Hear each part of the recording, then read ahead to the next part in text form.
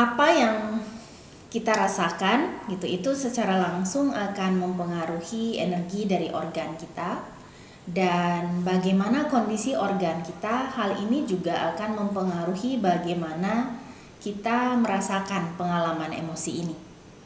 Jadi itu adalah hubungan timbal balik yang saling mempengaruhi. Jadi kalau bisa dibilang emosi ini pada saat kita rasakan secara alami, dia tidak akan memberikan sebuah masalah bagi tubuh.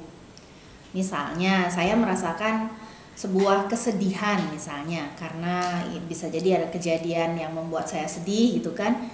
Dan kita merasakan kesedihan ini, setelah beberapa waktu kesedihan ini bisa kita bilang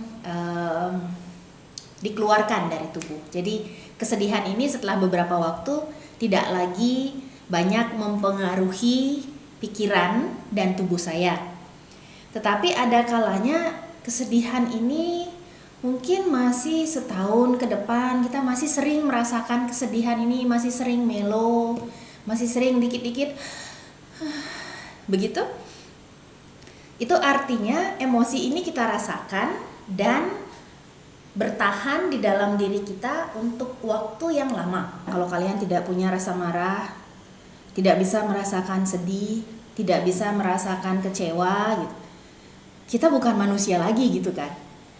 Jadi kenapa seperti yang tadi sempat saya singgung sedikit, kenapa saya sangat suka pelajaran, salah satu hal yang halus yang kita pelajari mengenai sisi yin ini adalah kita belajar menerima semua emosi ini, karena ini membantu kita untuk menciptakan sebuah batasan.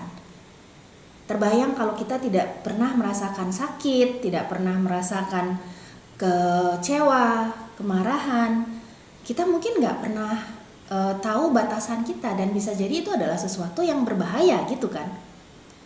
Dan ini adalah hal yang ingin kita pelajari sehingga emosi ini bisa kita rasakan, tetapi bisa kita manage dengan baik, yang artinya tidak berdiam, berakumulasi di dalam diri kita dalam waktu yang lama. Artinya kita merasakan pengalaman emosi tersebut dan kita mampu untuk melepaskannya. Itu yang ingin kita coba gitu. Jadi pada saat misalnya saya sedang merasa marah, yang paling sering kita dengar waktu kita kecil gitu kan, kalau anak lagi ngamuk-ngamuk, lagi marah, kita selalu bilang marah itu nggak bagus, nggak boleh marah. Atau kalau cewek, apalagi kita di Jawa misalnya, karena saya dulu kuliah di Jawa, jadi wanita tuh sing sabar dok, nggak bagus marah-marah gitu kan sering. Jadi kita selalu akhirnya diajarkan untuk menekan, untuk tidak mengekspresikan gitu kan, terutama kemarahan ini ya. Atau kalau misalnya kita bilang ya harus sabar gitu, jadi wanita, jadi wanita yang istri yang baik harus sabar menerima gitu kan, kadang seperti itu kan lingkungan menciptakan tuntutan ini. Akhirnya tanpa kita sadari kita sering membuat diri kita untuk tidak mengakui apabila kita sedang merasakan sebuah pengalaman emosi tertentu. Misalnya kalau kita lagi ada pengalaman, ada kedukaan, ada mungkin teman dekat meninggal atau saudara, kan kita selalu diajarkan belajar untuk ikhlas menerima gitu kan. Sehingga akhirnya kita terus nggak boleh bersedih, nggak boleh berduka, harus diikhlaskan. Padahal berduka itu adalah salah satu upaya diri kita untuk menerima keadaan itu sehingga kita bisa move on, ibaratnya begitu. Tetapi kalau tidak diberikan kesempatan berduka ini akan kita tekan, kita berusaha untuk menganggap itu tidak boleh.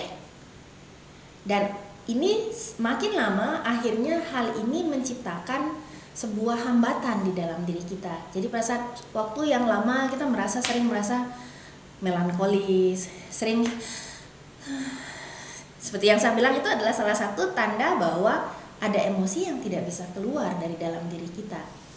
Dan ini kenapa salah satu pelajaran yang bisa kita coba dari sisi mindfulness Yin Yoga ini adalah belajar untuk mengakui, menerima segala sesuatu itu apa adanya. Bisa dibilang tubuh kita mampu melakukan fungsinya itu adalah karena adanya qi yang memberikan energi untuk melakukan aktivitas tersebut.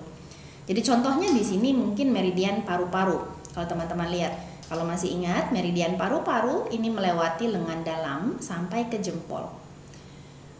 Waktu titik 1 kita sekilas membahas ada paru-paru dihubungkan dengan emosi. Masih ingat emosi apa? Kesedihan dan kedukaan gitu kan. Jadi pada saat kita merasakan sebuah kesedihan atau kedukaan secara energi, kesedihan ini sangat menguras qi kita. Dia membuat kita depleted. Energi dari kesedihan itu adalah membuat energi kita buyar, menjadi habis. Jadi pada saat kita mengalami kesedihan atau kedukaan, kita merasa kayak lemes, nggak punya tenaga, dan mungkin lengan seperti nggak ada energinya, karena jalur energi dari paru-paru yang melewati lengan ibaratnya gitu, dia tidak mampu melakukan fungsinya. Dan semua yang kalau kita bicara mengenai jalur energi ini atau meridian ini karena melewati fascia di dalam tubuh. Masih ingat kemarin kita membahas mengenai fascia, bahwa fascia itu menghubungkan tubuh kita dari luar sampai ke dalam. Jadi pada saat kita mengalami tidak bisa memanage sebuah emosi tertentu, fascia kita juga akan mengalami sebuah isu.